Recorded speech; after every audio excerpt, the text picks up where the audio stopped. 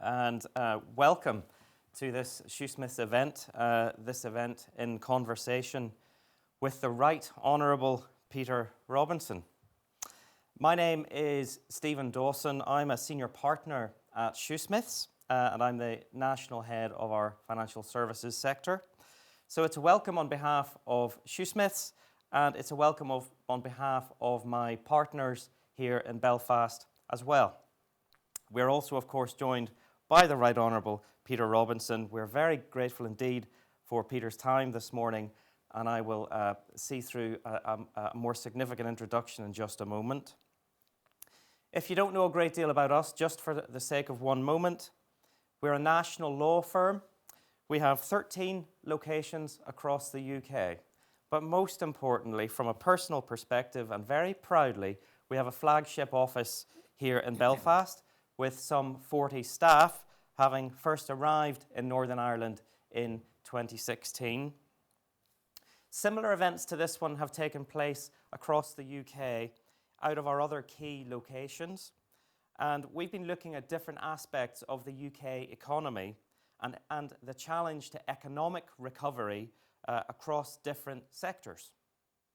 So today's focused on Peter's view as a former MLA MP and of course First Minister of Northern Ireland, looking at the challenging times that we're currently facing.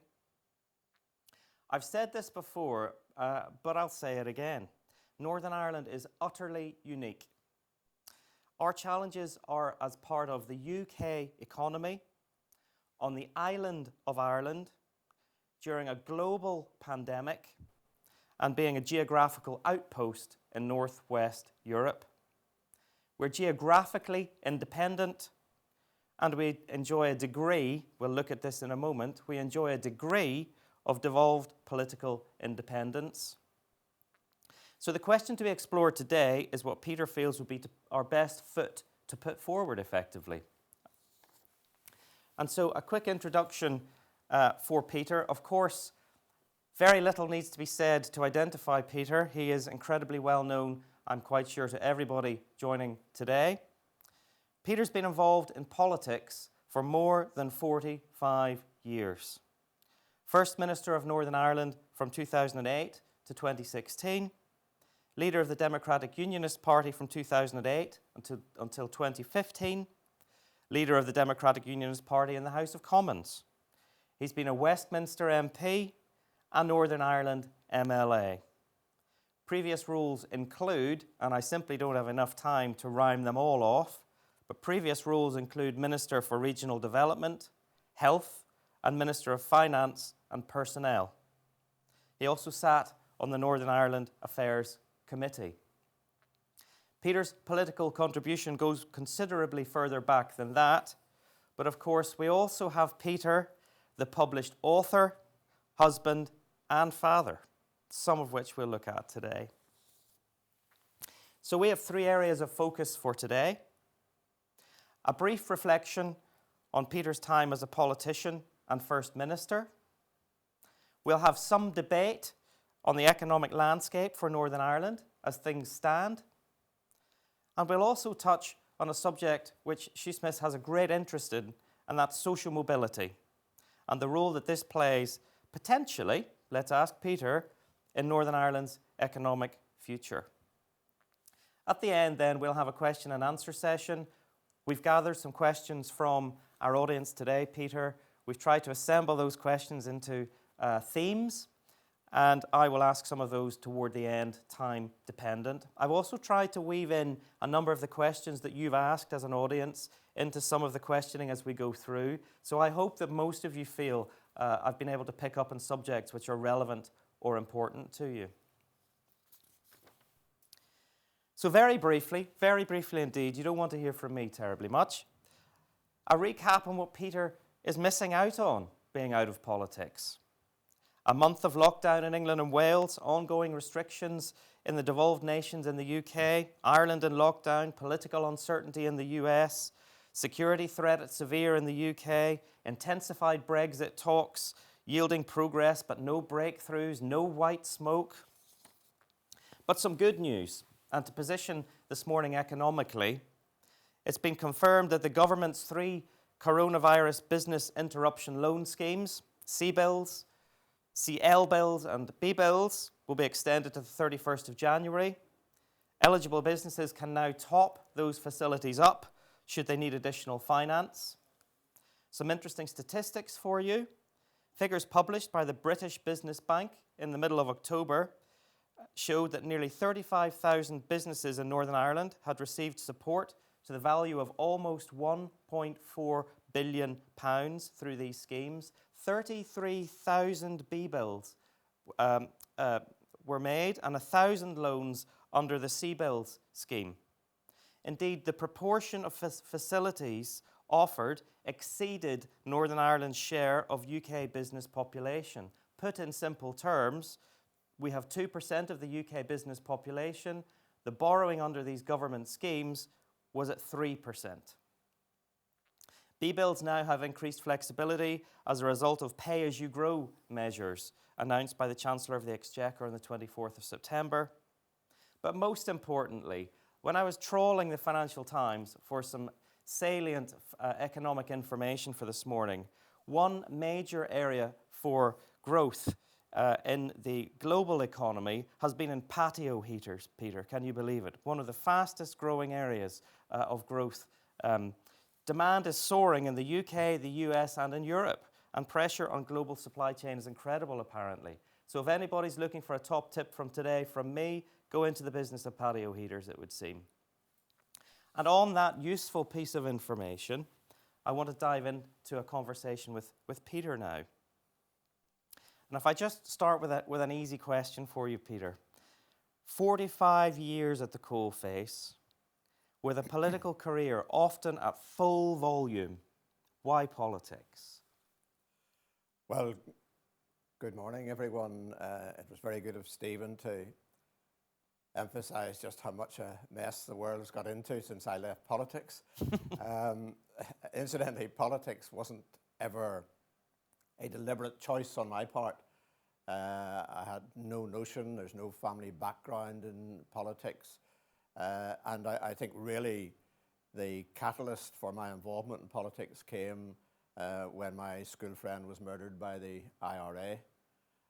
It's very different. I think in your formative years, you're probably more interested in chasing girls and playing football, and politics is fairly far down the list of interests that you have.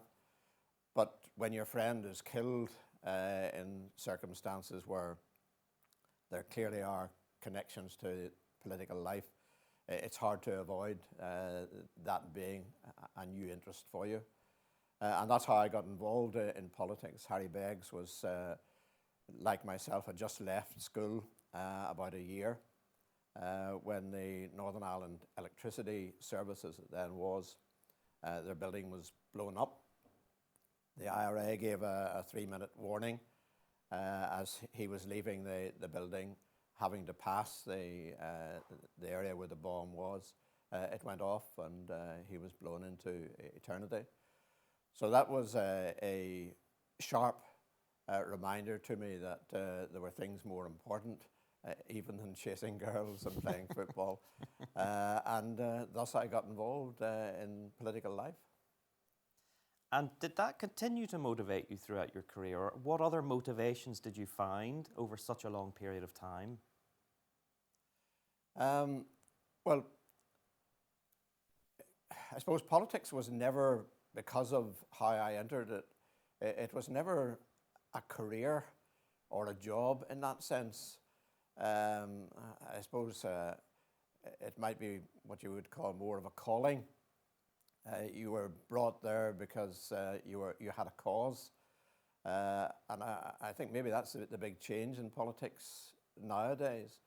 The people who entered into politics in the 60s and 70s had a very significant passion about what they were doing.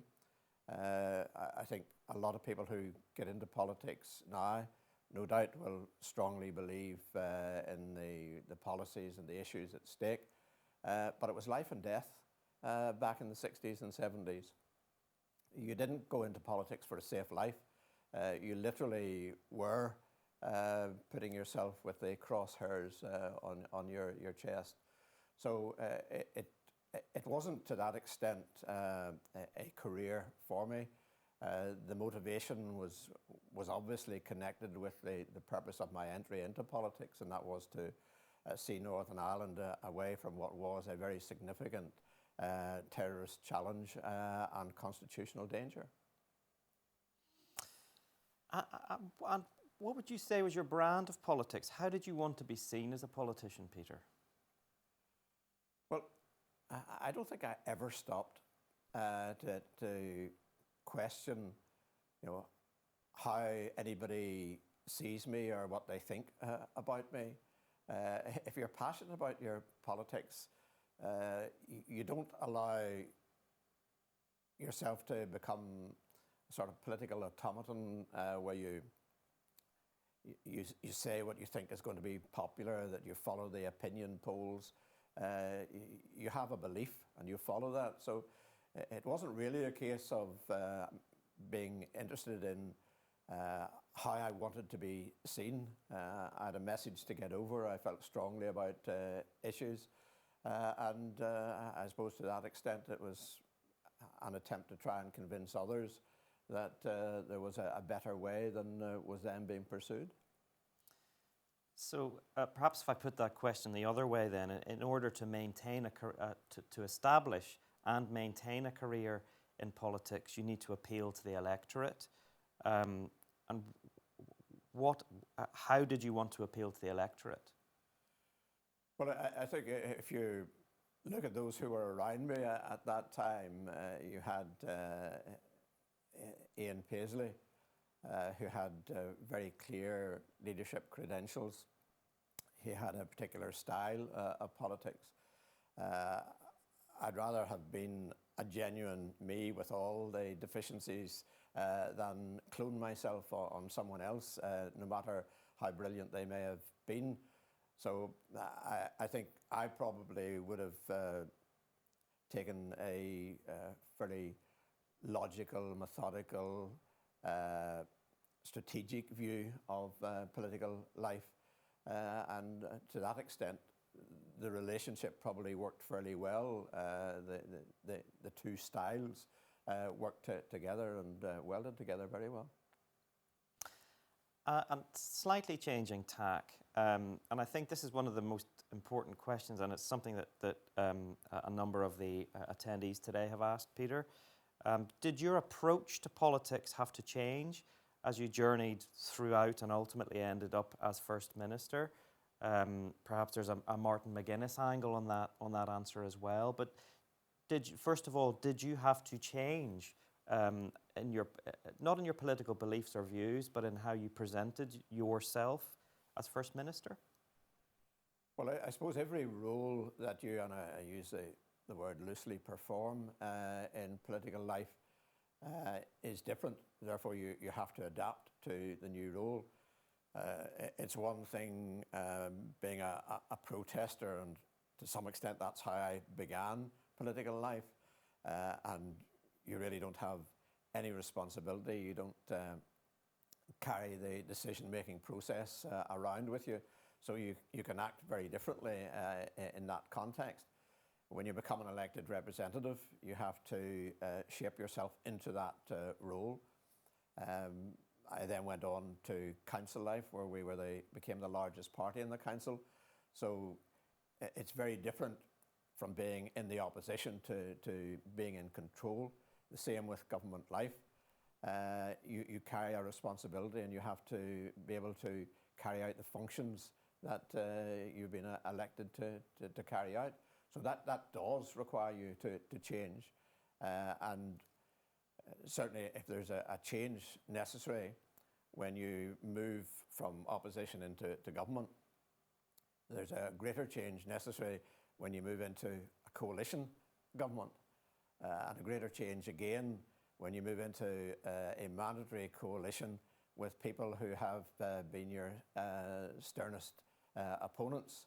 I avoid using the word enemies, but there was little in common between Sinn Féin and the DUP.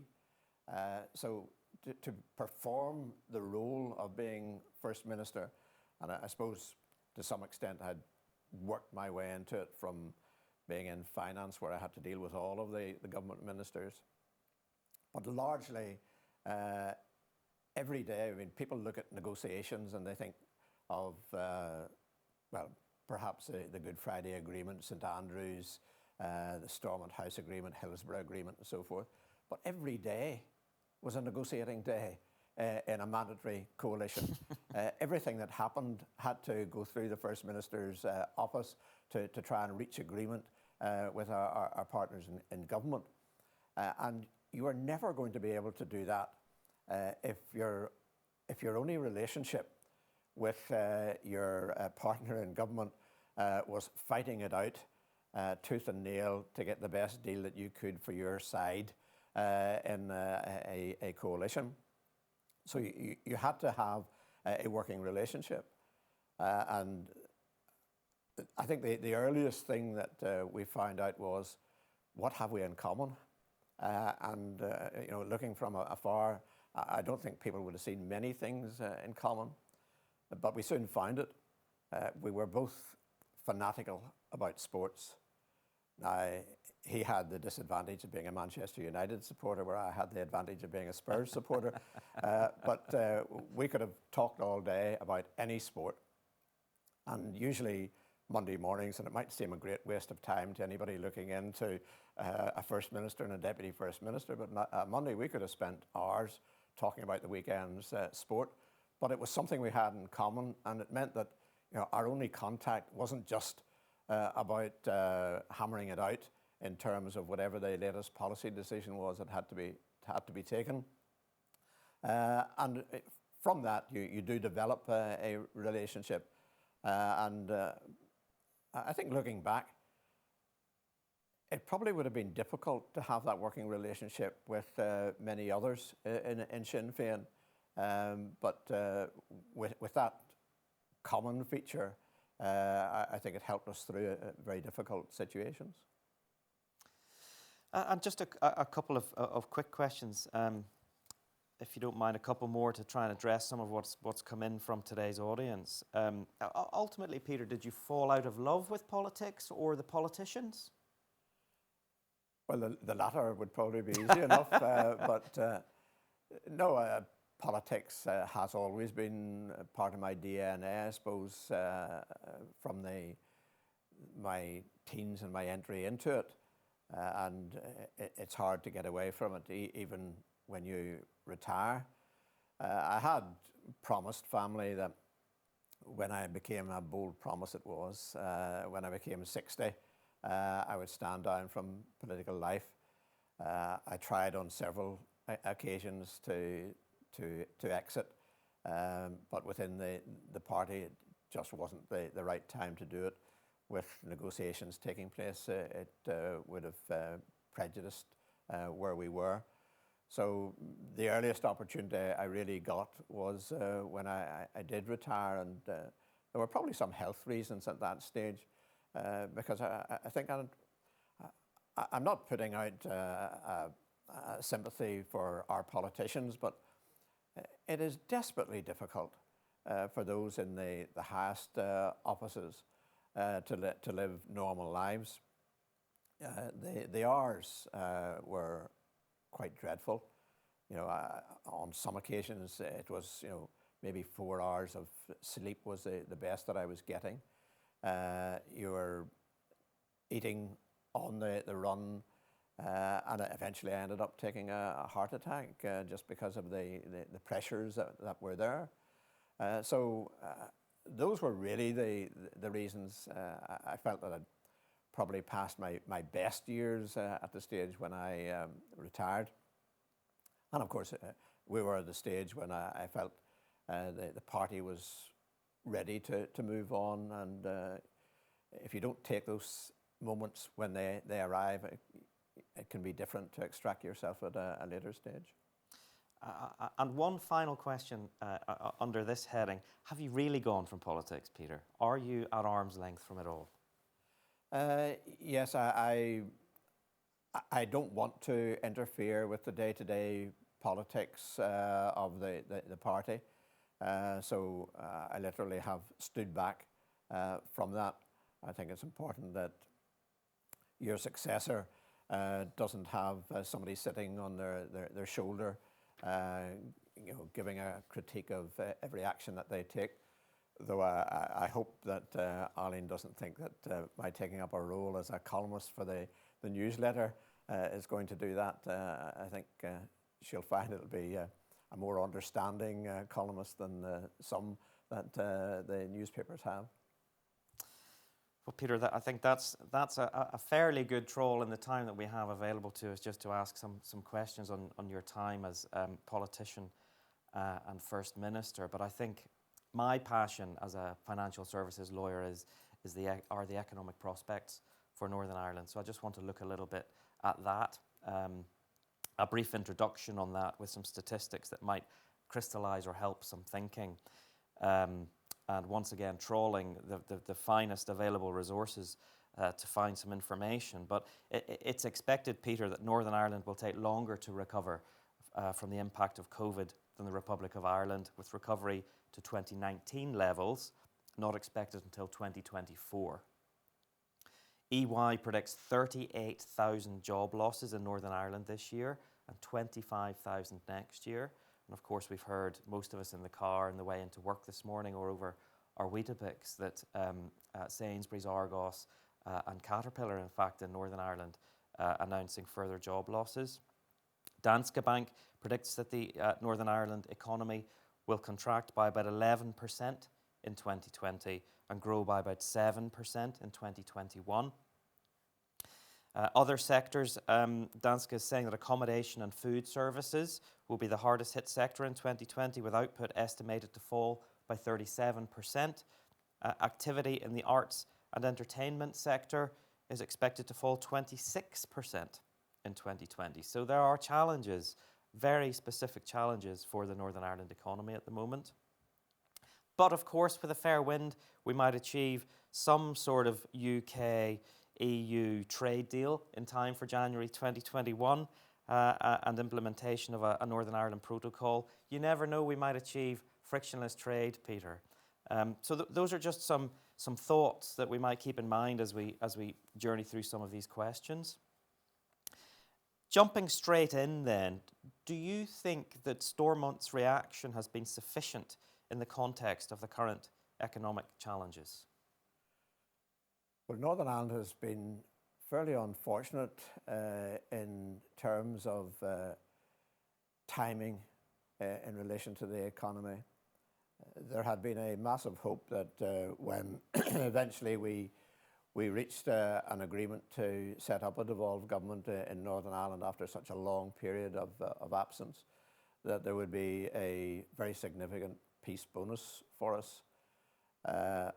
Unfortunately, we were hardly into the saddle when along came the economic decline, which was global and impacted very significantly in the UK and Northern Ireland in particular. Then when we got our assembly back and running again just a short time ago, there was the hope that that would spur on some economic revival. And then along comes COVID, Brexit and a lot of other things. So things have been a bit unfortunate in terms of the timing of wider events. Excuse me. However, Northern Ireland, the system that we have has several advantages if we were to take advantage of them. The first, of course, being the size of Northern Ireland. The second being, believe it or not, the system of government that we have. Being a small country should allow us to be able to react quickly to things, to be able to get things done and to find ourselves at the front of a queue. However, the way our system of government is working has slowed things down. We could overcome it if all the parties were prepared to waive some of the time wasting that takes place with the the processes that we have around Stormont.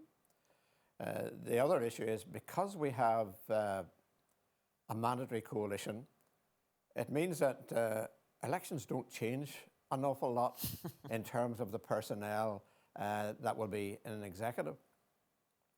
That is actually has the potential of being a massive advantage to Northern Ireland, believe it or not, because it means that where politicians in normal circumstances operate on a 4 or 5 year cycle, they don't like to start something that they're not going to get the credit for within 4 or 5 years. And it leads to very short-term planning because the last thing they want to do is to come up with a great idea and all the benefits come to their successors. Whereas in the kind of system that we have, there is absolutely no reason that we shouldn't be planning for 5, 10, 15, 20 years ahead and putting in place the building blocks for those features. So there are things that we could be doing that if there was political agreement, we would be greatly advantaged. I think that you can't blame politicians in terms of COVID.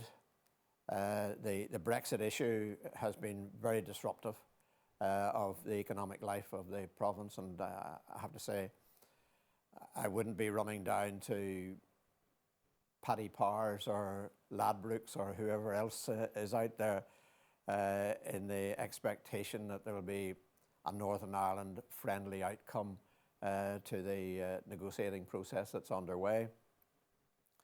I take the traditional unionist position based on hard experience that at the centre of those negotiations will not be what's in the best interests of Northern Ireland, but rather what's in the best interest of English Tories. And therefore, I don't hold out the expectation, and I've warned colleagues about this over the years, that they can get thrown off very easily. I hope there's a beneficial outcome. I think it is to the advantage of Northern Ireland if there is an agreement rather than a no deal.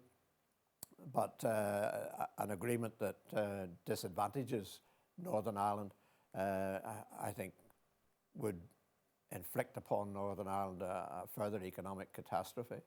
Our business people are finding it difficult to cope with everything that is being thrown at them. To have regulations and friction at the border is more than they will want to handle. It's more than they deserve. I just hope that there will be a better outcome, but I'm not terribly optimistic on that front. But what more could Stormont be doing then?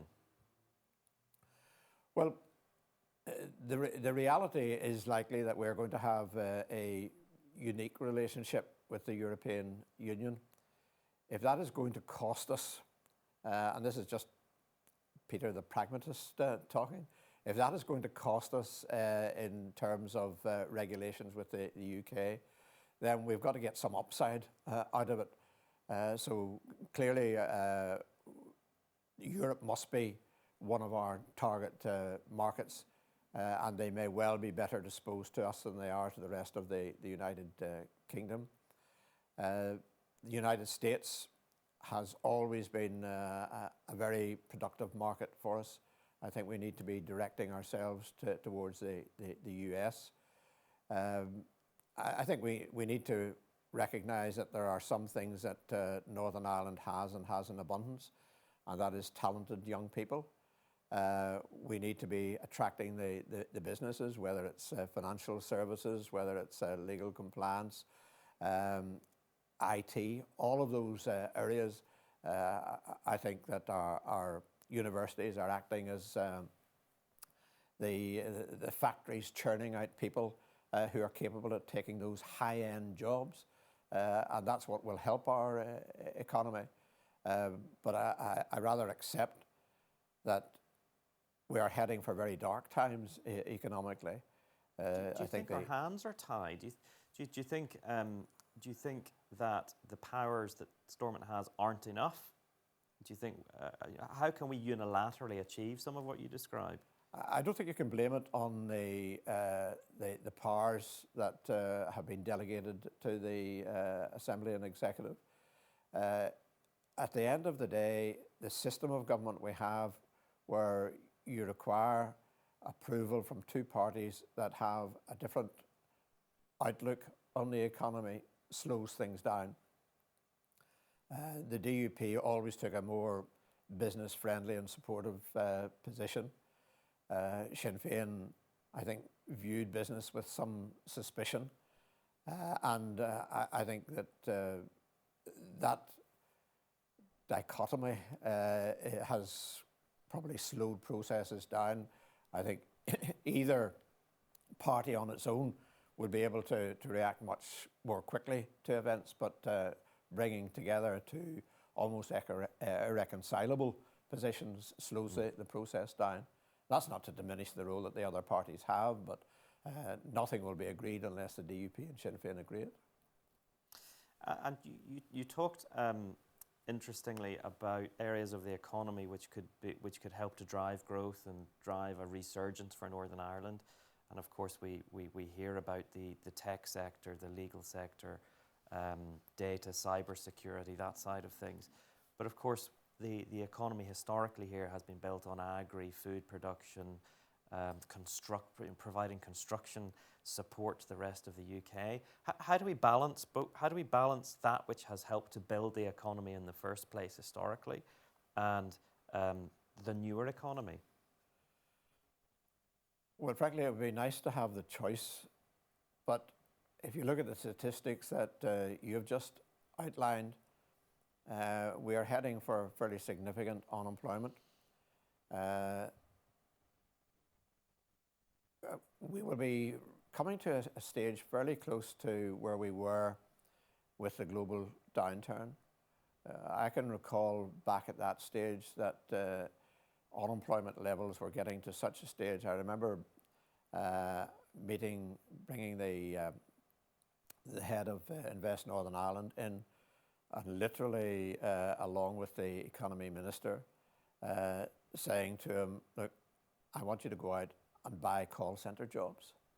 And we brought thousands in, and it was very much the government making an attractive package for their presence in Northern Ireland. And we're at that stage. I mean, you're right. Northern Ireland will be slower and coming out of the COVID recession.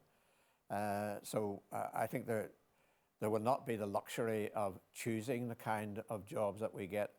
We'll be going out fighting for anything that's available, and I'm pretty sure that Diane Dodds won't be picking and choosing which jobs that she chases after. She'll be going out to try and convince anybody who's interested, and some who aren't, that they should be coming to Northern Ireland. And the like of our agricultural industry, which is a massive part of our economy, is going to continue to be very important for us. I just think that we're entering a stage where there probably will be a greater requirement for support to business than there has been in the past, and that will require the executive to go back to the budget books and start recalibrating, knocking off some of the unnecessary stuff. And I listened to the news this morning about spending lots of money on the Irish language in Ulster to Scots. Anybody who thinks that that is the priority as we face mass unemployment in Northern Ireland needs to look again at what they do with their money. So I think there is a need for us to give more support to business so that they can meet the COVID challenge, keep their companies in business so that there are jobs for people to go back to. The challenge, and we'll talk about that a little bit about that social mobility piece, that ability for people to move through careers from all parts of Northern Ireland in a moment. But I think the challenge in my mind, at least, is that investment is needed to drive those high-tech jobs, which Northern Ireland is doing incredibly well with. Investments needed in that space to digitise and maintain a digital economy here, but we have so many parts of the economy here which underpin it and have done for years, that I think it's going to be rather difficult to rebalance those books. And where do you put the emphasis? Well, I remember from the days when I was going out to the States and to China and to other places around the globe to encourage people to come to Northern Ireland. We had an extraordinary package. When people were told that they could start up a financial services business in Northern Ireland at half the cost it would be to be in London, that it was a third cheaper to set up a business in financial services in Northern Ireland than it was in Dublin. Those were criteria that made people listen. When we told them that we had graduates coming out of universities grasping for jobs of this kind, and the universities worked hand in glove with government and with incoming businesses to encourage people to come to Northern Ireland. We had a great package, and we shouldn't undersell ourselves. Even without the stimulus of encouraging investors by giving them some financial support, businesses are inclined to look more long-term at the prospects rather than just simply what they're going to get on day one. And if you have cheaper office space, if you have lower wages, highly educated employees, those are great attractions for business. So I guess a question to wrap up this part of the conversation. You're out of politics now, Peter, so you can be candid. What would you do? Well, I think the immediate problem that we are facing is holding on to the jobs that we have. So there's a consolidation phase, and I think just relying on what the UK government gives us by way of Barnett consequentials isn't going to cut it for Northern Ireland. We need to look at our budget again. We need to be giving support to business to comply with the restrictions in COVID, to keep jobs alive. If we don't do that, we're going to have a very sorry mess once those restrictions are lifted and the new normal occurs. So I think the first phase has to be one of giving support, consolidating what we have. Once you do that and we come out the other side, then it is a case of just keeping Diane Dodds travelling around the world, encouraging people to come. And that's a job that the First and Deputy First Minister need to throw their weight behind as well. We find that, particularly in the United States, Martin McGuinness and I appearing together before businesses, giving the same message, was a massive encouragement to businesses to come to Northern Ireland. Because no matter how we think we have moved on over these past years, the memory out there of Northern Ireland and violence and terrorism and instability still lingers. So I think there is a massive job to be done in selling Northern Ireland, and that has to occur just as soon as businesses start to look to expand. Everybody is contracting at the present time. There are very few businesses outside patio heaters that are scaling up their operations. So I think we have to recognise that there will be a period of time when business will be very cautious about expansion. But when that comes, Northern Ireland needs to be ready to show what it has for sale. I wasn't going to ask this, Peter, but we're having a great chat, so I'm going to ask it. Do you think Brexit seems like such a good idea now? I think the European Union let David Cameron down very badly. I think if they had given a bit more at an early stage, all of this could have been avoided.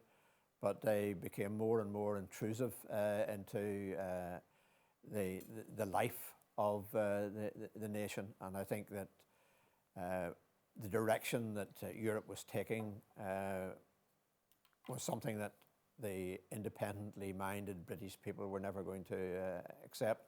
So I think it was inevitable that we were going to have that break. From a unionist point of view, it's presented a very significant dilemma.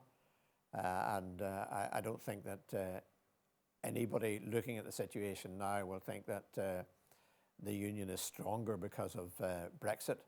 I just hope that we can get our way through it, and there's no point in trying to change the past. We can't do that. From where we are at the present time, we have to get the best arrangements possible for Northern Ireland PLC. That requires keeping Boris Johnson's feet to the fire in terms of the light touch in relation to business back and forward with the rest of the United Kingdom, and exploiting as best we can the special circumstances we have with the European Union. And does that, given the amount of trade which is cross-border, I assume, Peter, do correct me, that includes the relationship with the Republic of Ireland?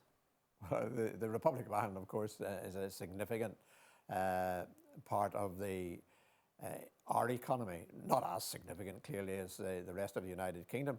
But, when I talk about Europe, I'm including the Republic of Ireland in that.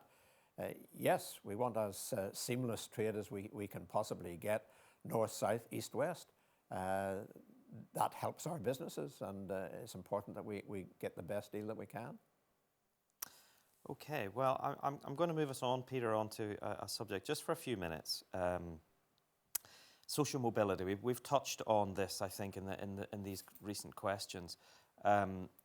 But Shoosmiths has recently launched a social mobility action plan developed in partnership with the Right Honourable Justine Greening.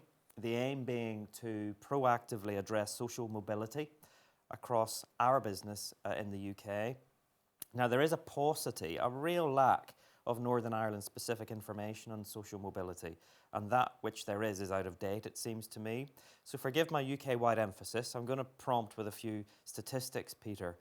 But a recent UK Government Social Mobility Commission survey, 5,000 people surveyed in spring 2019, so current to some extent. This report highlighted that almost half of people, 44%, say that where you end up in society is largely determined by your background. The majority of people, 77%, think there's a large gap between the social classes in Britain today. Only a third, 30%, of 18 to 24-year-olds think that everyone in Britain today has a fair chance, compared to almost 48% of those aged 65 and over. So it's a downward trend. 50% of people think that central government should be doing more to improve social mobility and to ensure equal opportunity for all. And 38% felt that local government should do more. So I think you get the general picture from those statistics, Peter, whether they're out of date or slightly inaccurate for Northern Ireland. Is social mobility a problem for Northern Ireland? Well, I think that we need to, first of all, accept that after COVID, we could all be sliding down the social mobility ladder. But anybody who thinks that talent can only be found in those who are well-to-do really needs to adjust their thinking. It is important for any economy that you find the most capable people, educate people, no matter what their backgrounds are, so that they all have equality of opportunity. I have problems with what is called the equality agenda. I am a firm believer in equality of opportunity. I say that coming from a very working class background myself. We would probably have come under the disadvantaged title if you were to scale us to modern day thinking and gauges. You know, the opportunity to get a good education was something that my parents sacrificed for. And I think that it is vitally important. And if you look at it at the present time, this is not a unionist, nationalist, Catholic, Protestant issue. There is probably a greater underachievement with Protestant young boys than any other sector of youth in Northern Ireland. So it is vitally important that the one component, and I put the emphasis on education very strongly on education, is made available to everyone in our society, that we encourage in whatever way we can people to go up that social mobility ladder and put no obstacles in their way. That's what will benefit our economy at the end of the day, if that talent pool starts to grow. And I guess, harking back to our earlier conversation, is it something that was on the agenda for you during your time in office? Yes, and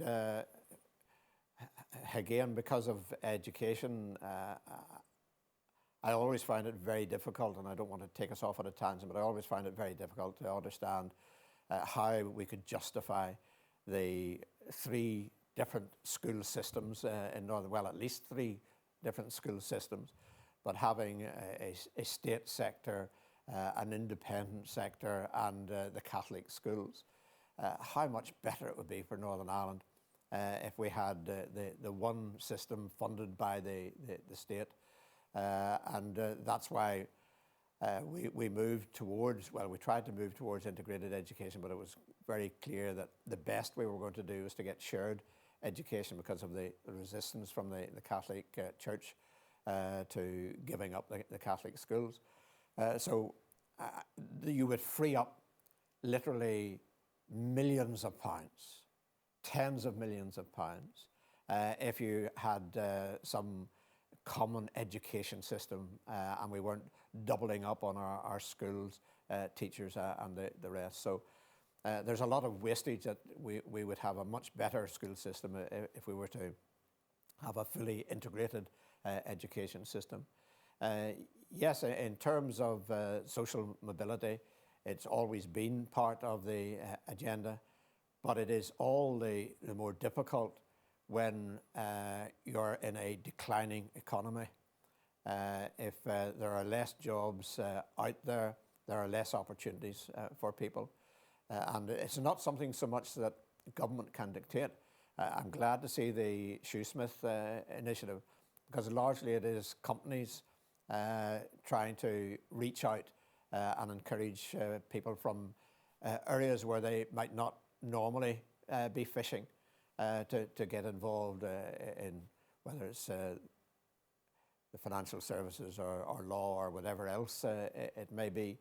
I think it's an essential role, and one that probably cannot be successfully implemented without the full support of business.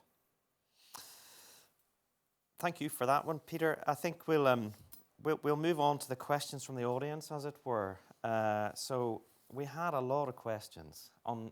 I'm not surprised at all, and I'm sure you're not surprised. I've listed quite a number of these, and as I say, I've tried to pick up on a number of those themes in the questions that we've run through today. So I hope the audience doesn't feel they've been ignored. This one is particularly interesting. With everything that's going on due to COVID, do you worry about the economy in Northern Ireland, and more specifically Belfast city centre, which is being massively impacted by a lack of footfall and city centre living? My approach in these kind of situations is always to try and put myself into the place of somebody who has a store in Belfast city centre, somebody who's trying to operate in manufacturing, who has a commercial business, someone who's running an office, and the kind of problems that they're facing in the present circumstances. It must be horrific. The greatest difficulty for business is not knowing, the uncertainty, the stop-start approach. Now, I don't want to go into this in too much detail because, as you know, I have a column in the Belfast newsletter, and if I can perhaps give an advert, my column for tomorrow is on the subject of living in a COVID world. And without giving too much away of what I say in that, I do emphasize the fact that the hokey-cokey approach to COVID is not a sustainable approach. We need to recognize that it's going to stay. It's not going to disappear. In the fullness of time, no doubt, President Trump's ambition to have a vaccine will come true at some stage, maybe not as quickly as he would have hoped. But until then, we're going to have to live with COVID in our midst. How do we do that and keep the economy running? And I don't think you can do it by jumping in and out of lockdown. That just simply will not work. Business can't operate on that basis. So I feel very much for the questioner who is looking at a Belfast trading situation. But even if you have less restriction, people aren't confident to the same extent as they were about going into city centres, and I think there probably will be a need for those who can to take a lot of their business online or through the telecommunications system, delivering goods rather than expecting people to come out for them. So business is going to have to adapt to the new circumstances. Now, there are some businesses that can't do that, but it is a very difficult situation and can only be dealt with when there is a long-term plan how we deal with COVID, rather than the piecemeal react to the latest R number that the experts give us. So jumping to another question. Brexit and COVID obviously dominate the Northern Ireland executive agenda at present, but what other key issues do you feel that the executive need to start addressing now to avoid long-term damage to the economy?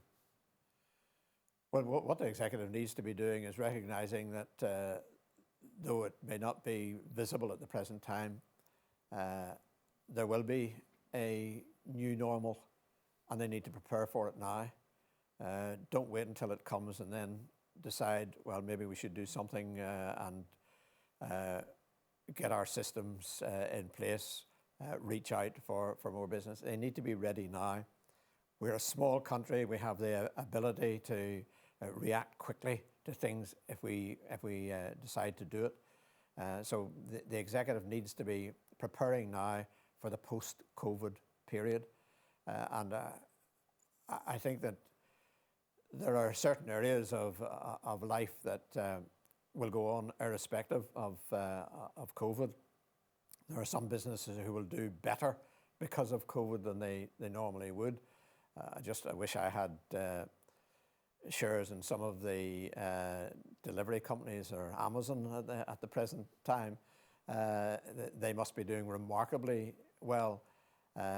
So I think there is a need for local business to adapt to the changing circumstances in as far as they can deliver rather than waiting for people to collect. And if I move toward concluding the conversation, Peter, with a question, you're out of politics now. I'm fascinated for your answer. Would you close down the Northern Ireland economy, so to speak? Would you lock it down with a view to a rapid reduction in COVID levels? Well, the Northern Ireland economy has more or less been put in that position. I think it's essential that the R number is brought under control. But as soon as it is, I think we can't allow it to come up again. I think we need to have a much more stringent regime that will require greater restrictions and limitations.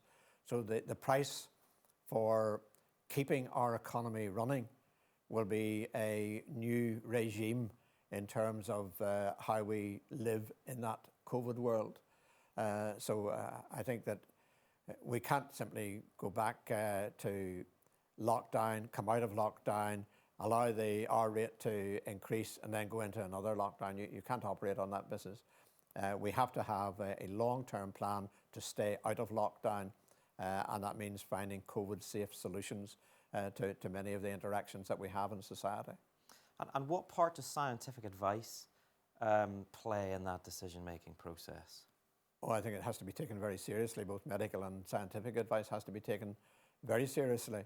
But I think we should remember that although it is much more difficult to calculate, there is a significant health disadvantage in our economy being in lockdown. And I'm not just talking about the mental health issues, though they are many, and I suspect that we will pay a price for that for years to come. But there are physical health issues. People are not getting the treatments that they need. They're reluctant to go to hospitals. Deprivation of itself, with people being out of work. I think there are many studies which link deprivation to poorer health outcomes. So it isn't a case of either or. It has to be the best health advice along with ensuring that our economy stays afloat. And we have to be looking at both of those, and the either or argument that's out there at the present time, I think, is not helpful. Well, Peter, I think on behalf of myself, on behalf of my partners in Belfast, and on behalf of Shoosmiths as a firm, I'm incredibly grateful for your time today. We've picked up on some fairly challenging questions. I've enjoyed hearing some of your personal views on the world and your educated views based on years and years in politics. I can't quite believe you're entirely gone. What you're saying is that I'm old, okay. Yeah. I'm not sure if I believe you that you're entirely gone, Peter, but listen, thank you very much indeed for your candour with your responses today. And from my perspective, thank you all very much indeed for joining today. I know there's a great audience. I've really tried to get your questions into the conversation with Peter today. And we'll move some of these subjects on in due course with further events with speakers of, let's hope, something like Peter's calibre. So thank you very much for your time today, and do enjoy the rest of your day.